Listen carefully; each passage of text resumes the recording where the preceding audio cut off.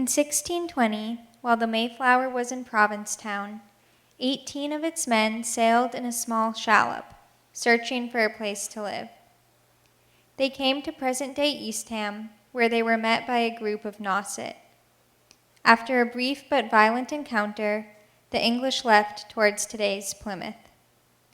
In 2020, we remember this first encounter. We explore its meanings for today and tomorrow. Good evening. I'm Thomas Ryan, Vice Chair of the Eastham 400 Commemoration Committee. Today is the summer solstice. I'm sorry we couldn't all be at Stonehenge in England this morning at sunrise. Maybe some other year. Instead, we're here at First Encounter, and I'd like to share about First Encounter and the solstice. At our eastham400.org website, there's a section called Old Style, New Style, which summarizes some of what I'm about to say. Way before First Encounter, Julius Caesar in 45 BCE started a new calendar. It became named after him, the Julian calendar, which went on as the calendar used by most of the Western world for 1,500 or so years. When Christianity took over as an institution in the 4th century, they decided that New Year's Day would be March 25 on the calendar. The calendar with Julius Caesar wasn't quite clear where New Year's was. So the Christians said, that's the day we celebrate as the Annunciation of Angel Gabriel to Mary, that she would be the mother of Jesus. And then, of course, 9 months after March 25 is December 25, Christmas. So New Year's was declared to be March 25, and the Julian calendar went on for over 1,000 years. The problem was that Julius Caesar and his experts, when framing the calendar, had it a little bit off in terms of measuring the cycle, the solar cycle. So every year over the 1,500 years, the solstice was a couple of minutes off where it should be, and the equinox is a couple of minutes off where they should be. So the calendar wasn't exactly 1 year. Matter of fact, it was 10 days off. So in the 1500s, the Pope at the time, Pope Gregory, decided to do a new calendar with his experts, and they issued that and decreed that to be the new calendar, the Gregorian calendar. And we were at the time of the Protestant Reformation, and the Catholic countries of the world accepted that new calendar, which was in tune with when the solstice should be, for example, the summer solstice on the 20th or 21st of June. Protestant countries, unwilling to accept any edict from somebody called Pope, stayed with the Julian calendar. So for them, the summer solstice was on the 10th of June, not the 20th of June. So you can look at this calendar that I have here. You can see that in 1620, OS means Old Style, NS means New Style. September 6th in the Old Style, that's the Julian calendar, that's the Protestant calendar, the calendar used by the Mayflower. On that day, September 6th, the Mayflower departed from Plymouth, England. In Catholic countries, and in today's calendar, New Style, Gregorian calendar, we would call that the 16th. So looking down the left column of these dates, you'll see there that on November 9th, a couple of months later, really awful months for those passengers, the Mayflower passengers first sighted the highlands of Cape Cod, and on the 11th of November, using the calendar they used, the Julian Old Style calendar, they landed at Provincetown. Then on the 15th and 16th, they went on foot to present-day Truro. On December 6th, they got onto a small sailboat and came down the coast. December 7th, they came to North Eastham. December 8th was the first encounter, and you can see this picture here showing, in a way, some of the violence of that first encounter.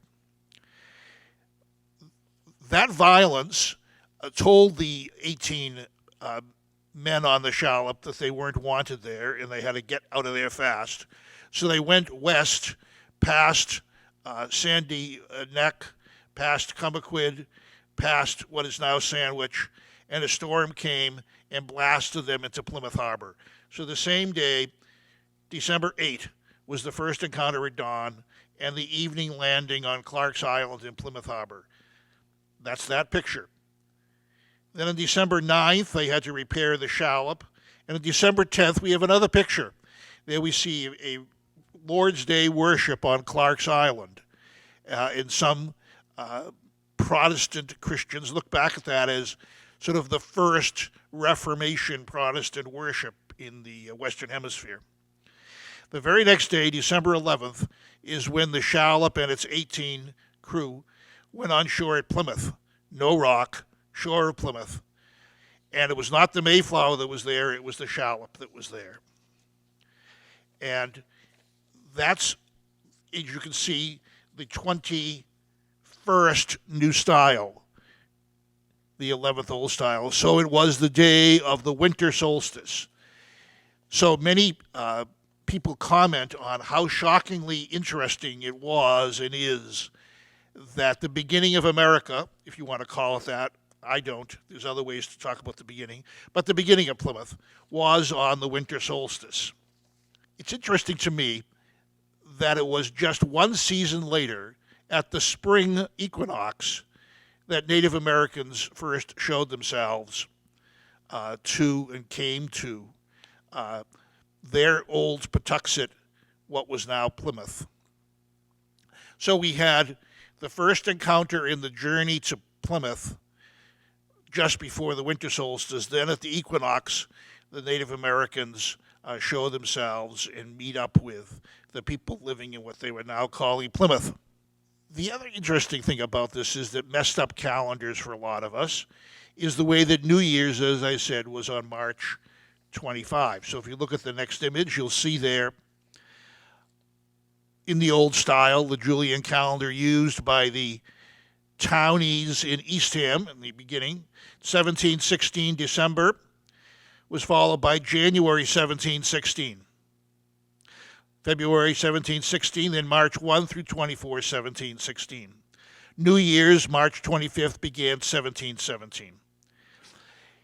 Samuel Treat, a famous pastor of this town for a very long time, died in early March 1716. But most books say he died in 1717. And people get very confused. Was it 1716 or 1717 that this nice man died?